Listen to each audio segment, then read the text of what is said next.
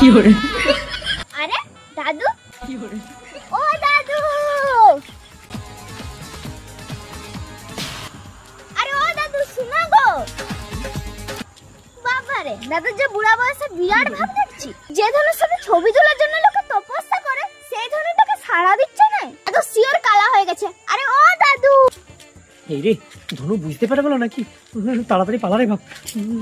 কি আজব বুড়া তো কিছুতেই দাঁড়াতে চাইছে না। আরে ও দাদু হাগা লেগেছে নাকি? আরে কি হয়েছে কি?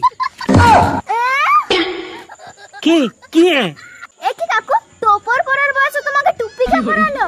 কেউ পরাই নাই, আমি নিজেই পরেছি। তোর কি মনে হয় যে বিয়ার বয়স হয়েছে মানে ঠান্ডা লাগলেও কি আমাকে টুপি না পরে টোপর পরে ঘুরতে হবে?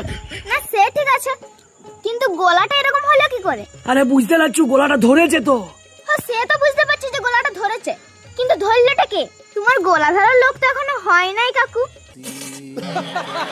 আরে বাবা গলা ধরেছে মানে ঠান্ডা লেগেছে, কাশি হচ্ছে। বাংলা বুঝুস না নাকি? এ বাবা তোমারও ঠান্ডা লেগে কাশি হচ্ছে?